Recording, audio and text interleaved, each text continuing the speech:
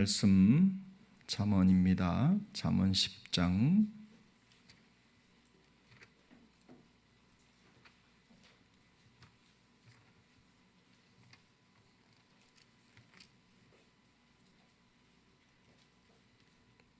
19절입니다.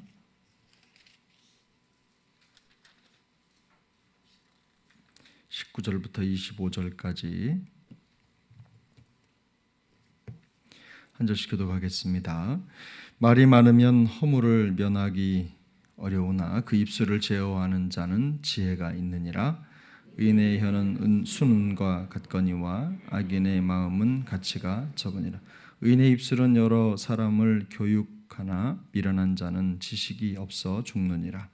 여호와께서 주시는 복은 사람을 부하게 하고 근심을 겸하여 주지 아니하시느니라. 미련한 자는 행악으로 낙을 삼는 것 같이 명철한 자는 지혜로 낙을 삼느니라. 악인에게는 그를 두려워하는 것이 임하거니와 의인은 그 원하는 것이 이루어지느니라. 함께 읽습니다. 회오리 바람이 지나가면 악인은 없어져도 의인은 영원한 기초 같으니라. 아멘. 오늘 본문 말씀은 크게는 두 개의 단락으로 나눌 수가 있습니다. 앞에 어제 나누었던 말씀과 연결해서 말과 관련된 단락이 이어지고, 그리고 그 뒤로는 다시 의인과 악인에 대한 내용을 이 둘을 구분하는 내용으로 담겨져 있는데요. 19절부터 21절까지가 바로 지혜로운 말에 대한 부분이고, 22절부터 마지막 25절까지가 의인과 악인의 차이에 대한 부분을 표현합니다. 19절부터 21절까지에 대한 내용을 살펴보면 일단 말에 대한 금원이죠. 19절에서는 말을 가려서 하라는 말입니다. 복잡하게 써 있지만 말을 가려서 해라. 그게 지혜자의 모습이다. 그리고 말이 만약에 사람이 사용하는 도구라면 말을 어떻게 써야 되느냐의 문제에 있어서 말은 절제하는 게 제일 잘 쓰는 거다, 이런 말입니다. 말은 절제하는 게 말을 가장 잘 사용하는 방법이다라는 뜻이고요. 20절을 보면 똑같은 말이 아니라 가치가 있는 말이 있고 가치가 없는 말이 있다. 정말로 순은 같은 또 담백하고 깨끗한 말이 있는가 하면 짓거리는 말 같은 불필요한 말이 있다, 이런 뜻입니다. 21절은 읽어보시면 그 교육과 또 지식이 없어 죽는다, 이런 뜻이 있는데요. 뭐죠? 말을 통해서 누군가를 돕기도 하고 또 가르치기도 하고 세우는 말이 있는가 하면 어떤 사람을 더 어렵게 하는 말이 있다는 뜻입니다. 말이 가지고 있는 똑같은 말도 어떤 상황에 쓰느냐에 따라서 누구를 돕는 말이 되기도 하고 누구를 죽이거나 어렵게 하는 말이 될 수 있다는 뜻이죠. 25절부터는 또 다른 내용을 이야기합니다. 그래서 22절을 보면 하나님께서 그 부를 허락하신다. 단적인 예로 하나님이 부를 우리에게 허락해 주시는데 아브라함의 경우를 들 수가 있습니다. 창세기 24장을 보면 하나님께서 아브라함에게 복을 주셨다, 복을 허락해 주셨다라는 표현이 있는데, 그 뒤에 35절에 보면 그 아브라함의 종을 통해서 아브라함에게 하나님이 소도 주고 양도 주고 또 짐승들도 주고 여러 가지 종들도 주고 모든 걸 허락해 주셨다라는 표현이 나옵니다. 그래서 이 부분을 가지고 그러면 어떤 분은 부를 하나님이 주셨고 어떤 사람은 안 주셨느냐? 맞습니다. 그런데 그래서 저는 이 부라고 하는 것, 물질이라고 하는 것은요, 한편으로 보면 은사라는 겁니다. 모든 사람에게 열려 있지만 특별히 하나님이 주시는 분이 계신데, 특별히 먹고 살고 삶의 불편함이 없고 이런 정도가 아니라 그 물질로 하나님의 선한 역사를 이루어가는데 놀랍게 쓰임받는 사람들이 종종 있잖아요. 그리고 또 가지고 있는 물질이 많다고 해서 그것을 은사로 다 쓰는 건 아닙니다. 자기가 가지고 있는 물질을 하나님의 은사로 내어드리는 그 은사를 가진 분들이 계세요. 그런 분들이 부자죠. 그래서 여러분, 여기 성경에 말씀하는 분은, 하나님이 허락하신 분은 단순히 우리가 잘 먹고 잘 사는 그런 유의 부를 말하는 게 아닙니다. 은사의 관점에서 부를 말하는 것입니다. 또 한 가지 23절에서는 의인과 악인을 구분하는데요. 또 의인은 쌓은 의를 통해서 의를 행하고 악인은 악을 행한다라는 내용이 23절에 나와 있습니다. 우리가 어제 말씀 나누었던 것처럼 예수님의 말씀 중에 마태복음 12장 35절에 선한 사람은 그 쌓은 선에서 선을 내고 악한 사람은 그 쌓은 악에서 악을 낸다라는 말씀이 있죠. 그 말씀처럼 내 마음속에 쌓은 것이 무엇이냐, 가지고 있는 것이 무엇이냐에 따라서 그 행동이나 삶이 달라진다는 뜻입니다. 24절, 25절에 있는 내용을 읽어보면 정리가 딱 하나가 되는데 두 개가 연결이 돼서 두 구절이 악인과 의인이 세상에 어떤 모습으로 드러나느냐는 겁니다. 그래서 결국에는 악인인지 의인인지는요, 우리가 평소에는 잘 드러나지 않죠. 순행이라고 하죠.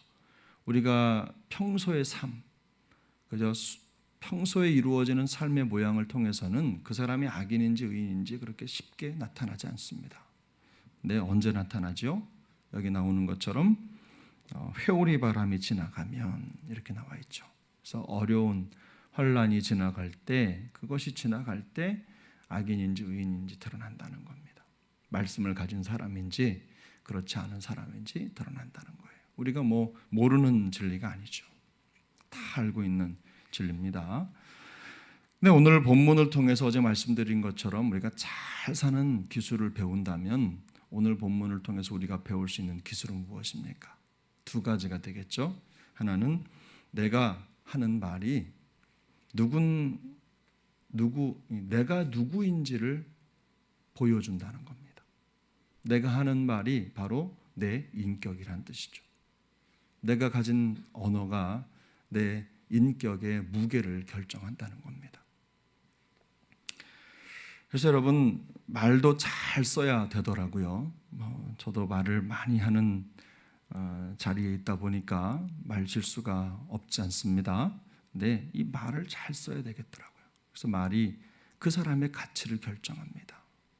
어떤 사람은 툭툭 내뱉는 말이 그저 그 무게가 없는 마치 풍선 같은 말이 있는가 하면 어떤 사람은 한마디를 내뱉어도 참 무게가 있고 밀도가 있습니다.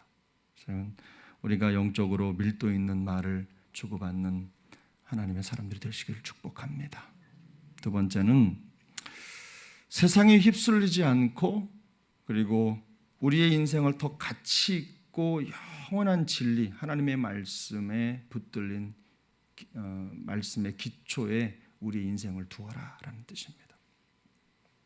그저 세상이 흔들리는 과정에 같이 흔들리고 요동하는 그런 모습이 아니라 주님께서 우리에게 요구하는 모습, 어쩌면 꽉 찬 그리스도인의 인생을 사는 것이 무엇보다 중요하다라는 겁니다. 여러분, 꽉 찬 인생을 산다는 게 어떤 뜻입니까? 꽉 찬 인생. 속으로도 내실이 있고 삶에 있어서 흔들림이 없는 그리스도인의 삶을 산다는 거 찾아보다가요, 그냥 제 마음속에 떠오른 성경 구절이 이거였습니다. 에베소서 4장 13절 이하에, 물론 교회에 관련된 말씀입니다만 제가 읽어드려 보겠습니다. 에베소서 4장 13절부터 16절까지인데, 우리가 다 하나님의 아들을 믿는 것과 아는 일에 하나가 되어 온전한 사람을 이루어 그리스도의 장성한 분량이 충만한 데까지 이르리니, 이는 우리가 이제부터 어린아이가 되지 아니하며 사람의 속임수와 간사한 유혹에 빠져 온갖 교훈의 풍조에 밀려 요동하지 않게 하려 함이라. 오직 사랑 안에서 참된 것을 하여 범사에 그에게까지 자랄지라. 그는 머리니 곧 그리스도라. 그에게서 온몸이 각 마디를 통하여 도움을 받음으로 연결되고 결합되어 각 지체의 분량대로 역사하여 그 몸을 자라게 하며 사랑 안에서 스스로 세우느니라. 이 구절을 읽는 것만으로도 저는 우리가 이미 답을 얻었다고 생각합니다. 흔들림 없이 견고하고 또 세상의 말씀의 기초로 살아가는 것. 저는 이 에베소서 4장 말씀을 읽으면서 딱 한 단어가 떠올랐는데요. 성경이 우리에게 요구하는 게 뭐냐? 말도 잘하고 또 누군가에게 말로 덕을 끼치고 누군가를 세우는 말을 할 뿐만 아니라 자기가 가지고 있는 소유로 뭔가 더 가치 있는 일에, 생명 살리는 일에 또 사용하고, 그뿐만 아니라 여기 보면 환난이 와도 흔들림 없이 그저 꿋꿋하게 자기 자리를 지키는 그런 사람. 그런 사람이 누구냐? 바로 성경이 우리에게 요구하는 건요, 어른이 되라는 겁니다. 어른이. 우리가 생각할 때 철 들었네, 이런 말이, 저는 그냥 그 말도 재밌는 말이잖아요. 철 들었다. 묵직한 것 들고 어떤 바람이 와도 흔들리지 말라.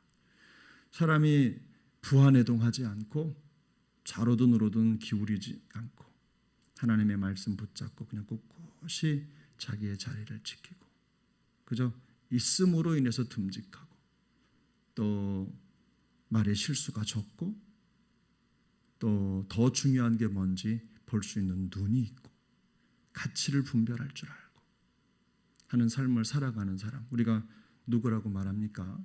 어른이라고 말합니다.